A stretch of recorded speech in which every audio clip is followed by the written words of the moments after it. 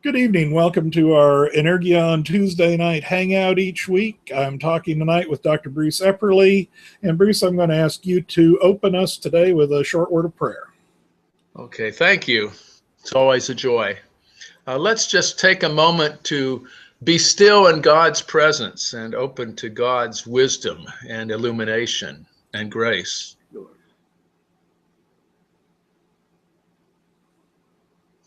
Holy One, we thank you for good words, for reflection on the loves of our lives, our companions, our children, our grandchildren.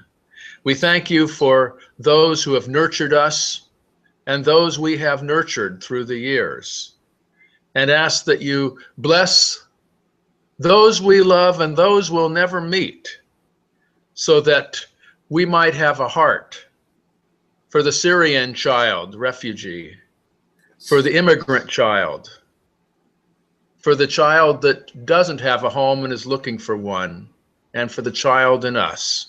In Christ's name, amen. Amen. Okay, and I'm going to bring that up. You're the author of quite a number of books, including quite a number of Energion titles. Now, we're going to be talking tonight about Letters to My Grandson. But one of the things I notice about this book, it certainly has the focus of talking about grandparents and grandchildren and certainly some about our legacy, but it touches on just about any subject you can. And I just want to comment as we're starting in, and if you want to follow up on that, as I was asking you to offer prayer today, is the exercises in some of your books like Philippians and Galatians, where prayer becomes in many ways a call to action, as it's a call to listening and a call to action amongst many other things. And as a matter of fact, the first time I taught with I taught my own Sunday school class using advanced copies of your Philippians study guide. I think some of our class members who were less into spiritual experience and a mystical background became very uncomfortable with that. Although I have to admit, I find it one of the greatest things in the study guide is coming down to the end and saying, this isn't about sitting here and talking about Philippians or sitting here and talking about Galatians. It's about making Galatians live in us moving on. And I just opened it up for you to say a few words about that. Well, I certainly think so, because I think the Bible particularly becomes a living word when we see ourselves in the story, and when we encounter the holy in the words on the page and let the words on the page transform us. Galatians or Philippians weren't written entirely to be intellectual treatises, although we can certainly study them that way. They were written to be transformative of our lives. And so one way our lives are transformed is by prayer, is by entering the text and becoming one of the characters. We just started today in my church, and who knows, it might even be an Energion book one of these days, a study on the travels of Paul. And I am inviting the people to take an adventure with some side trips to Ephesus and Galatia and Philippi along the way, in the same way that you might taking going down the Rhine River on one of those ships where you're taking a holiday and an excursion. So I think the Bible comes alive when you make it a personal book and not something you keep at arm's length. And that would also, I think, connect very closely, if we can come back to Letters to My Grandson, the basic idea of this book. And since people may be watching this interview who didn't watch when we talked about it before, the basic idea here is you wrote a letter every week during your grandson's first year. And that's how shall I say, not only becoming part of the story, but extending the story forward, continuing the story in our lives and sharing that story for him in his later years. Well, I think so. I mean, I think that the book initially was written as a type of spiritual journey with a child who had been born, living through his first years. This child has now just turned 5 and is starting kindergarten. But the child's first years, and seeing the different changes of a child's life as being opportunities for reflection, meditation, looking at your own life, and looking at all the adventures that a child has that he or she knows nothing about consciously at the time, rolling over for the first time, smiling for the first time, learning, having trouble going to sleep, being afraid and then feeling reassured. I can assure you that those are issues that frankly happen at every juncture of our lives as adults. And nothing, at least for me, open to the mystic and the holiness of domestic life as much as having my own son born 35 years ago, or the birth of my now 2 grandchildren, and seeing them having come from just as what they say, glimmer in their parents' eyes, to living, breathing miracles, opening to the world and on an adventure of their own. And hopefully this little boy will look back at this at some time in a few years, maybe as a teenager, and say, something important happened in my life, and how important he was to his parents and is to his parents, his grandparents, and what a joy it is.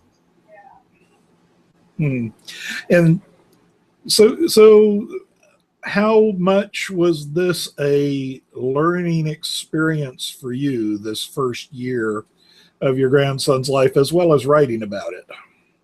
Well, it was interesting. It occurred at a transitional time of my own life. I had just left position as an administrator and professor at Lancaster Theological Seminary, and after being there many years, and was opening to, well, what's next going to happen to me?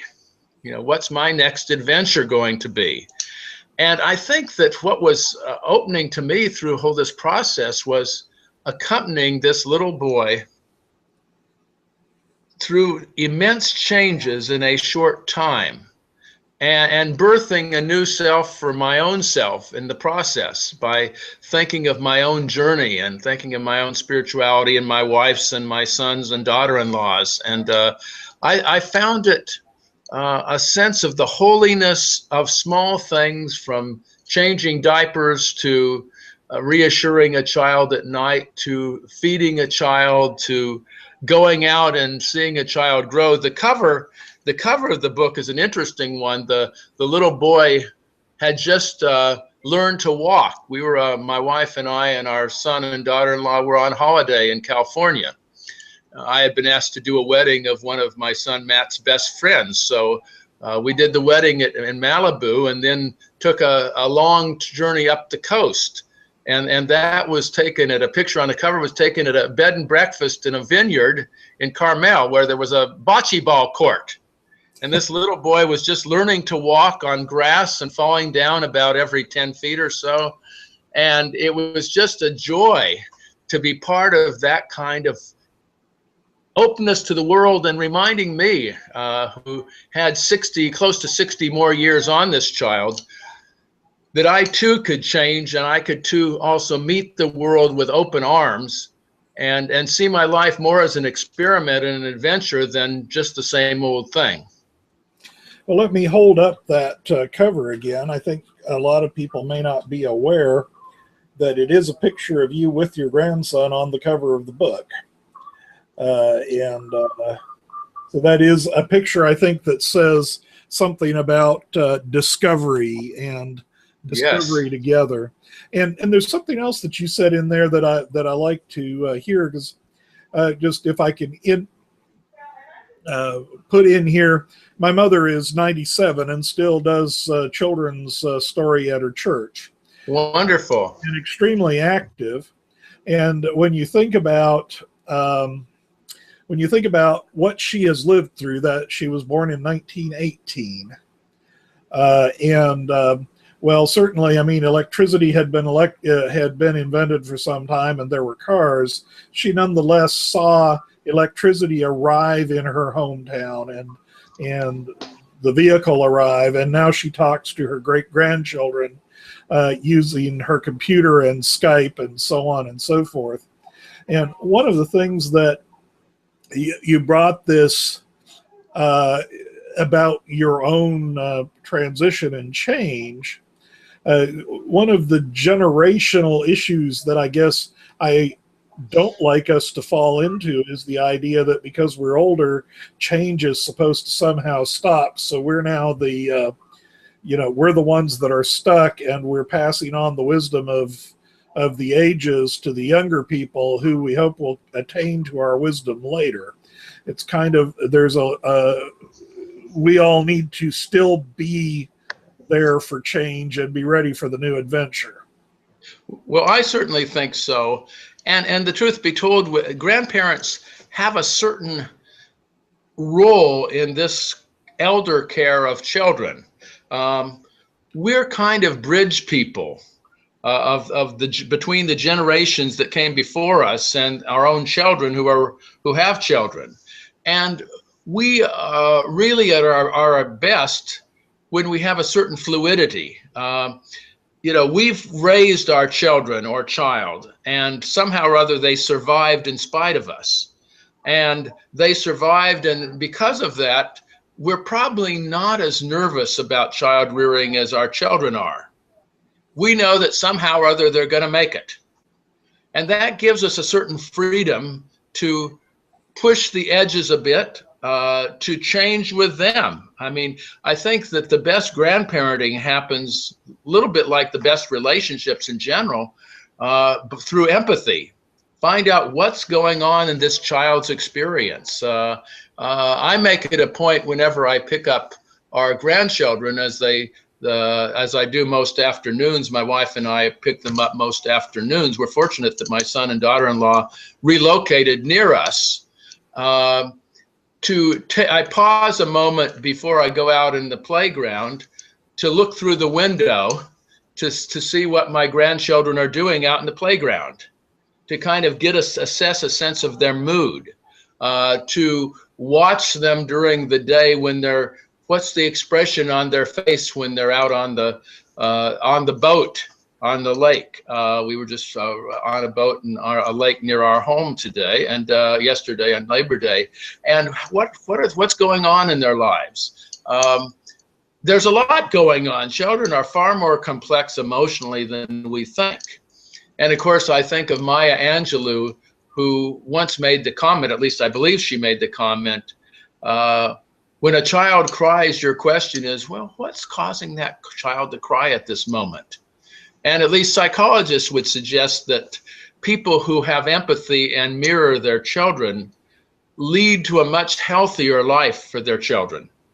And I'm at the point of life where, although I work hard, I work more flexibly than my own son and his wife do. So I am able to have a bit more leisure now, a bit more leisure to stop when the kids get there, to not feel like I have to get the job done right now. I mean, that's one of the gifts of growing older, is that you realize that tomorrow will come, or it won't. But this is the day God has made, so let's just enjoy this particular day.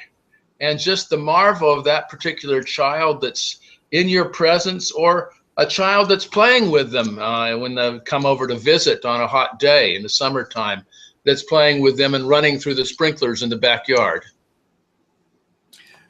And I would guess that to some extent, that's one of the things that some families lose because of separation. I know my grandchildren I'm in Florida, and one set are in North Carolina and the other in Arizona. And so then you have to make particular effort to keep in touch. Social networking, I learned to text because of children and grandchildren. Well, yeah. Yes. So.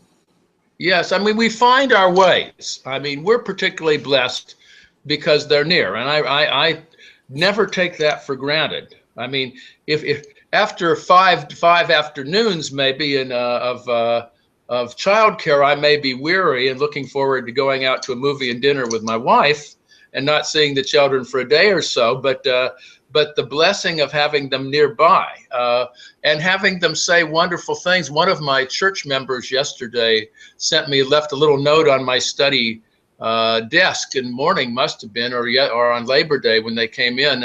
We're having a little meeting after church, and my grandson and his dad, my son, were there.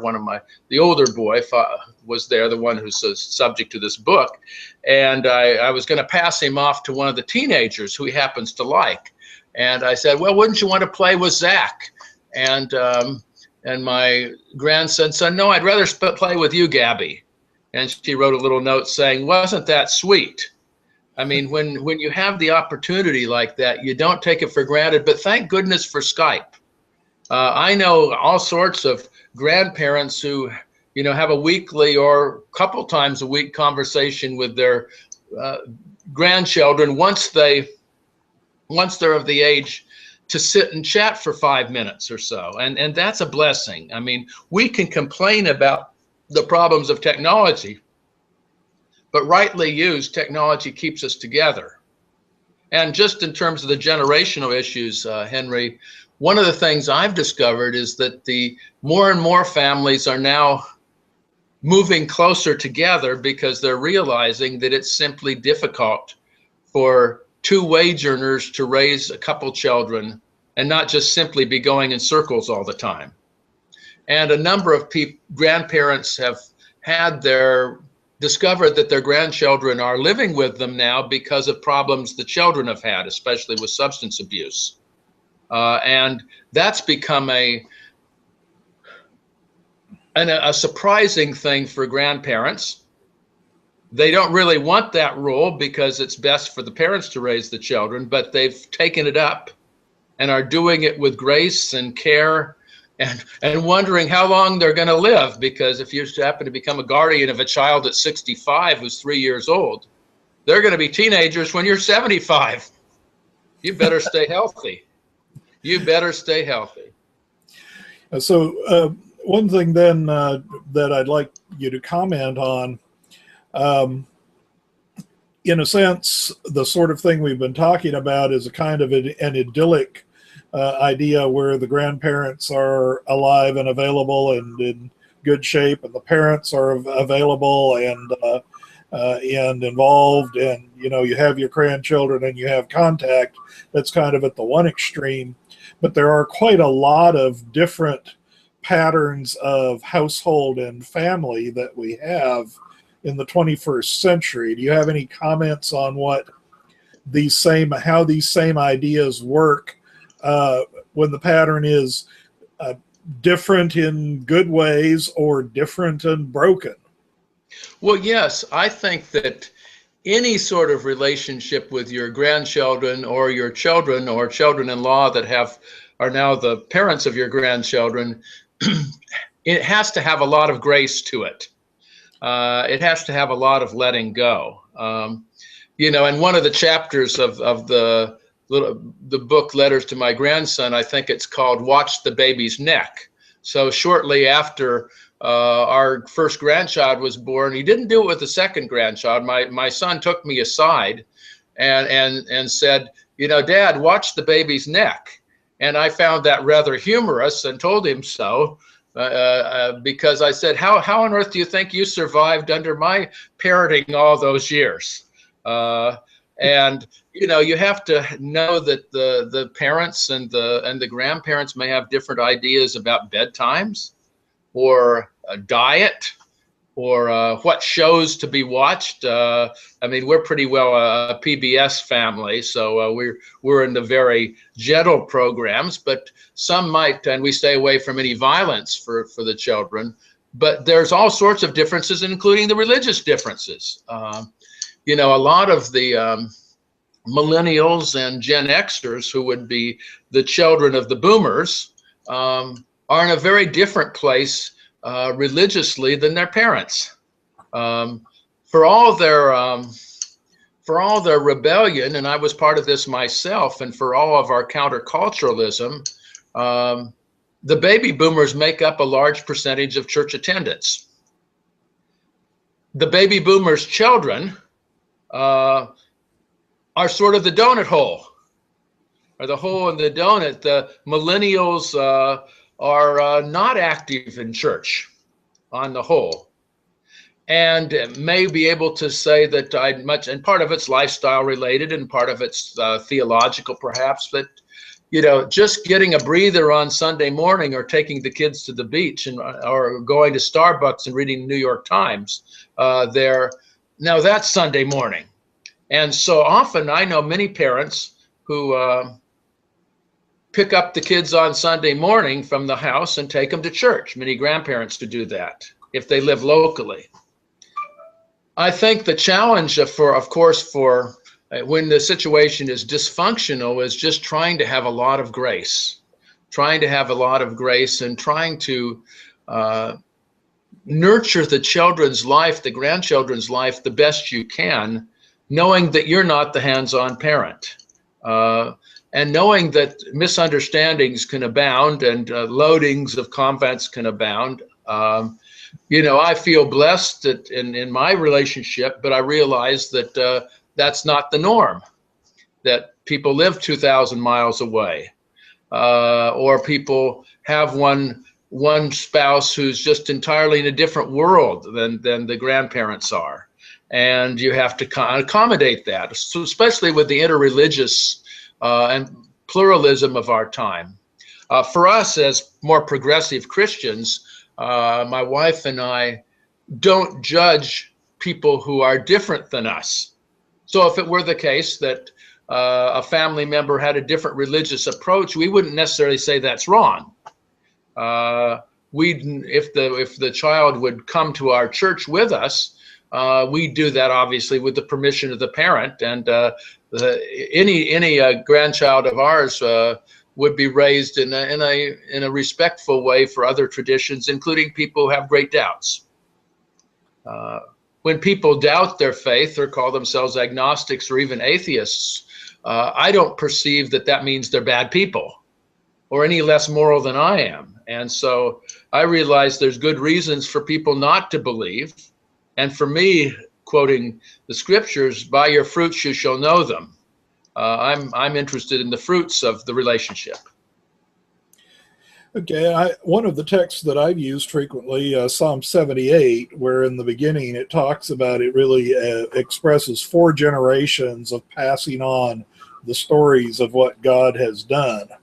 And so, you brought up a religious pluralism, and I think we were discussing this question a little bit before we went on air, so to speak. If your children then have a different faith, and you mentioned then how do you share your faith with the grandchildren without causing problems? One of the things that you said, of course, respect, and it's with the permission of the parents. If you're taking, and let me add something in there, is if you're taking the child to a church, do you have any concerns when you take a child to church with you about what other church members may do or may inject into the situation from time to time? Well, I think that's an important question. And, children are natural theologians. Children early on begin to ask questions of theology. And let me share 2 vignettes. I don't know if I shared this in one of your books, of the Energeon, but I have in another context, I think. As about a 5-year-old, I began to have some doubts about the religion I had grown up in as a result of a conversation with a lady who my parents left us with her for a couple of days while my dad, a Baptist pastor, was at a convention. And we had gone to her house in Morro Bay, California. I grew up in the Salinas Valley, California, for a couple of days, and she had a dog, and I'd never ever had a dog, but I really fell in love with this dog. And the dog was, I think, a little dog, probably a poodle, and the dog's name was Taffy. And I asked her, one day, will Taffy go to heaven? Because being raised a Baptist, heaven was a big deal. Even as a 6-year-old or 5-year-old, we heard a lot about heaven. And she looked at me like I'd broken her best china or made a bad smell or something. And she said, "Don't you dare ask that question." And at that moment, I was hurt and rather chagrined in the way a child might be. And I began the seeds of doubt that this religious tradition was one for me. I didn't leave it emotionally till I was probably 11 or 12. But any religion that didn't love animals wasn't worthy of the name. Now, here's an instance that happened in the car the other day with my older grandson, a 5-year-old. They often, because we all live, because we all live near the church. I live about a mile and a half from the church, and they live about a mile and a half. Oftentimes, the church shares a common parking lot with the library in this little village on Cape Cod. There's nothing in the village but the houses, the church, and the library, and the ice cream stand and the penny candy store. And between the ice cream store and the penny candy store, I can lure the kids anywhere. But I said, I've got to go see my administrative assistant and give her something to do. And so let's stop by the church. And my older grandson said, "Is she your boss?" And I said, "No, I'm her boss." And then he said back to me, "And God and Jesus are your boss." That's pretty good theology. That's pretty good theology. They go to church enough to know the hierarchy. And they talk. My older grandchild talks about God and Jesus being perfect and loving, and that's how they've learned it. So even at that age, they're theologians. Yeah, that's and I think probably I've heard so many people tell me that the point at which they've started to change a faith tradition, whether that's denominationally or even to a completely different faith tradition, has been when somebody has said, "Your question is not a question that can be asked." Yes. Yeah, we have those questions all the time, and you don't exactly know the genesis of them. Our older son, again, it's partly developmental, of course, and a grandparent or parent has to keep up with the psychology and of the development of their child. Was very much interested in infinity, and says, "Can you count up to infinity, Grandpa?" And is God bigger than infinity? And I usually say, "Well, God's kind of infinity plus one." But they have those questions at a certain age. They begin to ask about, we were a 4-generation family under our roof briefly when our son and daughter-in-law moved up to the Cape. My mother-in-law, who passed away last year at 96, was in the house. My wife and I, my son and his wife, and the little boys. So there were 4 generations under the same roof, and at least the older boy recognized that Grandma Max passed away, and occasionally asked, "Where's Grandma Max?" And without getting too theological, we'd say, "Well, Grandma Max is in heaven. Grandma Max is in God, with God." And then, of course, that leads to other questions which are beyond our answering. Well, does Grandma Max have a body? What's she doing? And of course, we can't claim to give answers for what we don't know, but the typical answer I give is that, she's with God and everything's okay, and she is having a good time. Because they begin to think at that age about things that are alive and things that are dead, and of course, then they begin to think, does that pertain to me? Does that pertain to me? And then you have a really tough question. Well, we're at the half-hour point. And after the half hour, I want to make a bit of a transition, and let's talk a little bit about dealing with generations in the church. But I want to remind everybody, I'm talking with Dr. Bruce Epperly, his book, Letters to My Grandson, which I'm holding up right now. And a lot of related topics we're talking about. So this is available both on our own website, energiondirect.com, but it's also available on Amazon, Books A Million, Barnes & Noble, and quite a number of other online retailers that you can get a hold of a copy.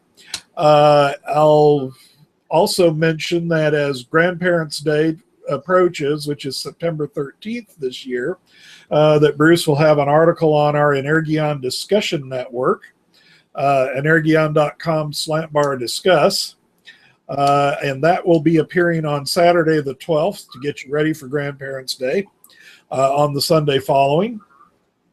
Also this week in our Energeon activities, I'll be continuing a study of eschatology that I'm doing on Thursday nights at 7 p.m. Thursday nights on again through YouTube. And on Friday, we have our Global Christian Perspectives co-hosted from what I guess we call it the left side of the Atlantic, but the right side of the political spectrum by Elgin Hushbeck Jr., and on the right side of the Atlantic in the UK by Chris Eyre, who's from the left side of the political spectrum. And we usually have a couple of our authors as guests on that. I don't know what the topics are going to be because they have some, we're still looking at a fairly substantial list of potential topics that the news always gives, and we allow the news to adjust up to Friday. So watch for Bruce's article on Energeon Discussion Network on this coming Saturday. And I think that's all of the announcements that I need to make. I would like to. Sounds like church there. Pardon? Sounds like church. We're getting busy around here. I will mention that every week, running Friday through Friday, basically we take the previous week's comments, eligible comments on the Energeon Discussion Network, and make a drawing for a free book. So a free book gets sent to somebody every week who's a participant in our discussions. Unfortunately, authors, employees, and contractors of Energeon Publications aren't eligible to win books, but everybody else, any substantive comment gets put in a pot. So you can have multiple entries if you talk a lot, and we give out a book. And during the week that Bruce's article for Grandparents' Day appears, Letters to My Grandson will be one of the possible books you could win. Okay, that's the commercial break. Churches. I think probably if I can't imagine, or I can't think of anything that is more controversial around churches than various things that come around children and youth ministry. Certainly everybody thinks that they have have something to say about it.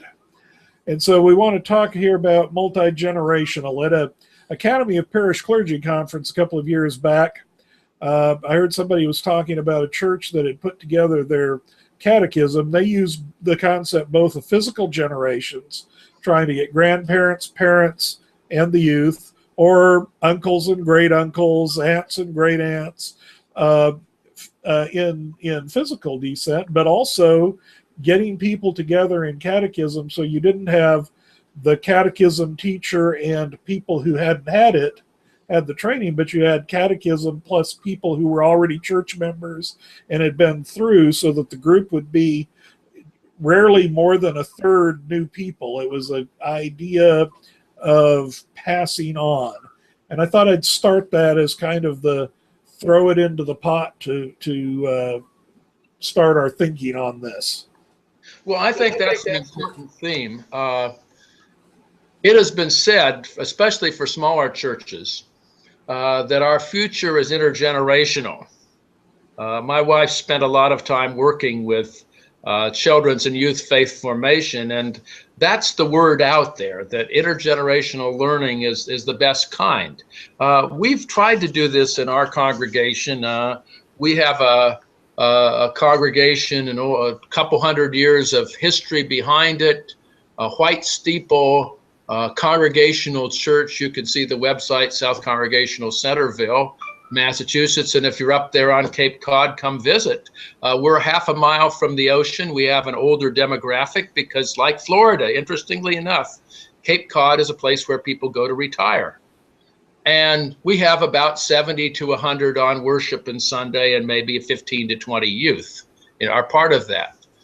We decided 2 years ago to ask adults in the church to come share their testimonies with the teenagers. So one adult shared something about his life as a poet. Another shared what it was like to grow up in the church, that very church. He was a child of the church.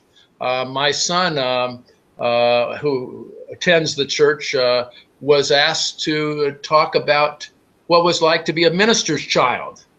And so people shared out of their own experience. And the kids really loved this. We had a woman come into the confirmation class. You'll hear who talked about her near-death experience, and the kids were just enraptured by that. And it led to the longest conversation that we'd ever had in a confirmation class. They yawned oftentimes through it, and they really were attending. We also decided to bring the kids as more and more active in the worship service as readers, and occasionally even writing the prayers and calls to worship. And that allows them to be leaders now, and not just cute little children you call up for the children's sermon. This year we're kind of in a transition in faith formation, so we're having parents kind of be shepherds, and a couple kids each Sunday are going to be assisting them in teaching the younger children. So next the 20th, which is our Sunday, first Sunday after Rally Day. We call it a day for new beginnings. We're trying to be a little sophisticated, but it's really Rally Day with an ice cream social. On the 27th, we all walk down to the beach. All the kids walk down to the beach and pick up trash. But on the 20th, one of the boys of the church is interested in ecology, so he's going to help teach the class to the younger kids. And so we're trying to involve children in every aspect of the church's life. It's not easy because of their schedules, but I think it's the right way to do it. And trying to keep the teenagers as often as we can in worship through the whole service, and then use confirmation and their teaching of church school as their areas of theological reflection. So you're not drawing these kinds of lines that I hear sometimes, where, of course, if you can't use, the 16, 17-year-olds to teach younger children, you can't use the young adults with the youth. You have to make this big break right at certain artificial points in their life. You have a more flexible. Well, yeah, and I think for many churches, it's both it's a desire on our part to do it primarily, and a necessity as well. I mean, I think the limitations of any congregation are also the source of possibilities, and the teenagers will be supervised by adults, so that's really important to us, and we practice a safe sanctuary, so our children are always safe at church. And having said that, my experience is when I teach a class, I learn a lot more. So, for example, speaking just of our common interest, Enargrian books, a few of my books with Enargrian have come out of Bible studies I've taught at church or study groups. So you'll have a book on Ruth and Esther, a short little topical line drive, and it came out of a 6-week study. We did a book with Enargrian on Job, and that came on a sort of a springtime study. The book on survival after death that's coming out, From Here to Eternity. And for me as a teacher, I learn a great deal more when I'm teaching, because I want to do an excellent job, and we're going to train these children, these teenagers, to become teachers too. and learn enough to be helpful to the younger ones. So, you know, again, as I've learned from my wife, who's an expert in this field, the future is intergenerational. We're learning from our children how to be better theologians and pastors. Okay, I'm going to take one of the things that you brought in. You brought in the book on Ruth and Esther and make a little bit of a transition, because I want to spend at least a few minutes specifically about talking about raising our daughters and our granddaughters. We've been talking about the grandsons, because that is what you have. I have a number of granddaughters along with a number of grandsons. We're talking about, one of the things you talk about Ruth and Esther as women of agency. Yes. And perhaps as you're answering this, lay out a little bit about what is meant by women of agency, but how can we as grandparents contribute to seeing our granddaughters become women of agency, taking place of people like Deborah and Ruth and Esther and some of these women of the Bible that sometimes we don't pay enough attention to because we're so busy paying attention to all the guys in the Bible. Well, yes, I think so. And I want to give another plaudit to my congregation here. A woman in her 90s, and we have nonagenarians and centurions at our church, said, why don't we study Ruth and Esther? And so that became the origin of this Bible study, because I never create the subject. I'll create the curriculum, but I always ask the congregants, what do you want to learn? And then because it's usually something I don't know about. And so I hadn't a lot of experience with either Ruth or Esther. They aren't, in quotes, important books for Protestants on the whole. And when I read them, I was impressed. And my own take of Ruth and Esther is probably fairly unique. I was impressed at how much agency, how much activity, creativity, innovation, character, under pressure these two women had. I'm thinking of Esther and Mordecai when she comes up to him and she's kind of trying to keep her identity as a Jew a bit quiet. And Mordecai says, perhaps you came to the throne for just such a time as this.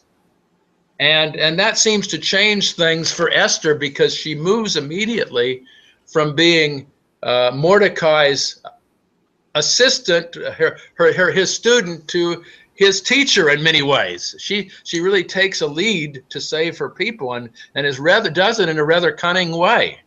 And of course, Ruth is a woman who is a foreigner. It's a especially poignant book, I think, in light of the Syrian refugees that we're experiencing hundreds of thousands right now, and the immigration issues in our states. Ruth is an immigrant. She may not know the customs of Israel. She loves her mother-in-law. They also can't live without each other in terms of survival, I think. She comes to the homeland of her deceased husband and acts to become a full-fledged person. And it's attributed to her that she is one of the from her stock comes David. But I think, again, one of the things that bothers me in the Bible is how few women are mentioned. And I have to sometimes add, instead of just talking about Abraham and Sarah, and we have to look for a history of Mary Magdalene, or we look at Lydia, the trader in purple, who was probably the leading person of the Philippian church, who was a rather radical person. We don't know anything about her husband, but she puts up Paul and Silas in her house. I don't know if the tongues wagged about that or not. What's she doing putting those two Jewish guys in her house? These were women of agency who saw something important. They believed their lives made a difference. They, in both cases, transformed the nation. And I think we need to look for more and more models of women leaders, not just for women, but for men. You know, I remember when my dear friend who just recently passed away, and Harold White was called to be rabbi at Georgetown University, and he and I worked together for almost 20 years. He retired after 40 there. He asked the particular president of Georgetown University, a Jesuit priest, well, you know, why have you called me to be your rabbi? There's less than 1% of your student body are Jewish. You don't need a rabbi. And from what I hear of the story, the president said, we're not having you come here just for the Jewish students. We're having you come here for us, for the Catholic community. And men need to hear stories of great women. Women, you know, men need to hear stories of women who are agents, who are leaders politically, who are leaders spiritually. I'm going to be doing a study on mystics, I think, sometime in the next year or so at our church. I'm titling it A Month with the Mystics. And I am struggling to find a lot of historical mystics. Again, the proportion is about 4 or 5 to 1. You know, you have your Julians and Hildegards and Mechtildes, but all these other men there. And so I'm working to try to even it out, even if I have to drop a few men. So men, herstory, as they say, needs to be told. So the thing that I'm getting here and that I probably want to underline is that we need to be intentional about finding these, both the role models for our girls and our young women, and also for their value for all of us. I think probably and I'll just speak for myself, there's a bit of a tendency to say, okay, well, I have decided that women we should be open to women in any sort of a position that God calls them to. Yes. And that's all I need to do. But we need to take a step further and take positive action to provide these role models, to let both our young men, young women hear from women of faith and agency. Well, I certainly think so. It gives them the image of, I can do that too. I have the call too. And you think of, in our country, the changes in the role of women in the church over the past 50 years. If you go to any seminary now, at least half the students are women. If you go to any medical school now, at least half the students are women. And you have to be grateful to those foremothers who at much cost to themselves entered the ministry. My wife's been an ordained minister for 36 years now. And it wasn't necessarily easy to be a minister in the 70s. There was a lot of sexism, and a lot of women should never take for granted, nor should men, the efforts of those who came before them. Because as we know, in terms of civil rights issues, the equalities that can never be assumed, they have to be guarded. And they have to be nurtured. I think probably you just gave a line in that last comment that we could give as a theme for this entire discussion that we're having. It's never taking for granted those who have gone before us. Yes. In our own families, because we're talking we talk our generations, me, my children, my grandchildren, my parents, my grandparents, but in spiritual and intellectual senses, we also have parents and grandparents and those who have pioneered ways in which we can do what we do. Well, isn't that the case? And certainly it's the case in the congregation. And every so often you need to bring back the roll call of saints, of people who helped move, in my case, our church down the road piece by piece, a couple miles, close to 200 years ago, from one place in Centerville to another place, and how that must have seemed foolish to some people, and how we need to remember that our predecessors may have been criticized for their own novelty. Our predecessors may have been criticized for their own radical thoughts that we now take for granted as being kind of old school. What is it? Yaroslav Pelikan once made the comment, I believe it was him, who said that traditionalism is the dead thoughts of living people, and tradition is the living thoughts of dead people. And, you know, especially those of us who are interested in change and trying to adapt the church to the 21st century, we best not do that without consideration of how people were and their own challenges 50 or 100 years before that enabled us to be where we are today. We plan, and you know, the roots and wings. We have the roots, and then we give our children the wings, grandchildren wings, to create their own worlds that we may never ever see. I would guess one of our calls here in this discussion is to not be the person who was sitting there and blocking the change, and not be contributors to the notion that the older members of the church are the ones who try to keep anything from changing. Let's not make that be our legacy. Well, and I have found actually that some of the 75, 80, 90-year-olds are the most flexible ones in terms of letting go of certain past things to adapt to the present realities. I want to add something to take a point of privilege as a grandparent for a moment. I've been pondering the ethics of grandparenting as of late. We live in a pretty interesting situation. I know you're doing a course on eschatology, and so you know there's all sorts of end of the world conversations, and the end of the world is always being redated and updated at any given time. With the global climate change, which to me is indubitable, nobody can oppose. Nobody with good sense can oppose some form of global climate change. We may be on different spectrum in terms of how much or how little. But as a grandparent, I'm starting to think of how do I be part of creating a world for my grandchildren that will, in 50 years from now, or up to the 7th generation, as some say, that's going to be livable. And what am I going to do about the grandchildren of other people?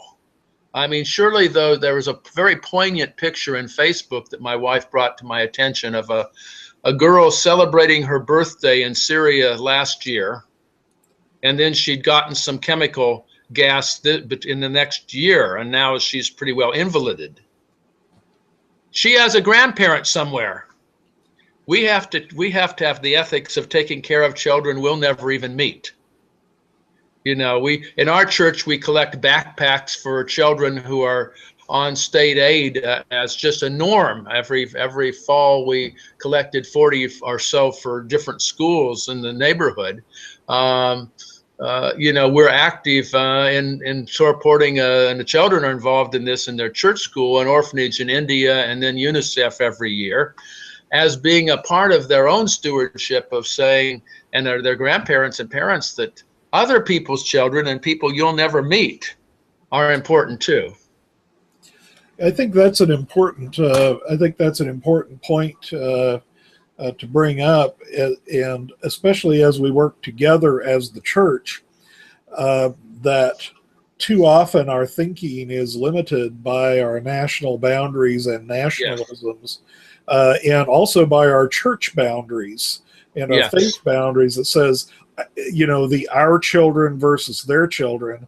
I mean, I was mentioning to you at the beginning, you know, on a very local basis, you know, a church where you have children coming in whose experience is largely from the inner city, their parents aren't in the congregation. So certain people in the congregation think, we don't want to spend our effort on those children.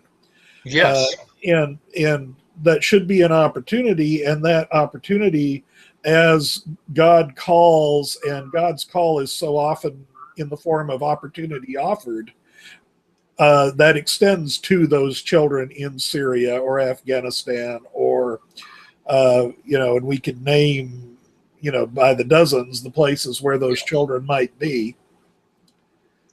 And it also opens the heart of our children. I remember my own son adopting a whale at 5 years old. And then a couple of years later, he saw an ad for Christian Children's Fund, and I think that's a pretty good group, about children overseas. And he ended up, you give your $19 a month or something. He ended up, the kid that he adopted was 7 years older than him. And who would refer to him in letters, and my son reminded me of this yesterday, as Mr. Epperly, even though one boy was 12 and one was 6 or 7. And they worked together. We contributed on his behalf, and Matt made a little contribution too for a few years with that boy. And children have naturally compassionate hearts, and if they see their parents and grandparents being interested in things that are bigger than their self-interest, I think the philosopher Whitehead makes the comment that we need to move from self-interest to world loyalty. And certainly the times call for world loyalty and for realizing that the state of the air, the sea, the ecosphere is everybody's business, and the state of nations in which there are millions of refugees is everyone's business. I'm glad we got to that particular topic. So in the end, we could say that for those of us who are grandparents, we should be prepared for that anybody could be the grandchild that God is pointing us to. I think so. Well, we've been talking about letters to my grandson. I'm going to hold it up again. Dr. Bruce Epperly, letters to my grandson. This is 52 weeks of letters during the first year of his, as his grandson was growing. And having showed you the book, we have about 2 minutes left. I wanted to give you the opportunity to bring this to a conclusion. Any final thoughts that you would have, and then we'll call it a day. Well, I think that the thing that I've learned most as a grandparent is the importance of listening to the child, the importance of taking the time to pause and notice, and to see your own grandparenting as a spiritual discipline, and a call to not be too busy to notice. Jesus, took exception to his followers' behavior, and when they tried to quiet the children down, and he said, "Let the children come to me," and he put them on his lap and he blessed them. We need to see the children, whether they make a little noise in church, and we hope they do the best they can, as belonging there. They aren't going to be quiet adults if they're 4 years old, but they need love more than we need decorum. They need acceptance more than we need etiquette. And I think that a child who finds love in the church will be able to discover a personal relationship with Jesus on his own terms and God's terms, and will find the church a place of welcome for their whole lifetime. Even when they've strayed afar, they'll know that it's a place they can come home for love and healing. Well, amen to that. And thank you for your time tonight. I've been talking with Dr. Bruce Epperly. This has been our Energion Weekly Tuesday night hangout. Join us again next week, as we'll be interviewing one or more of our Energion authors.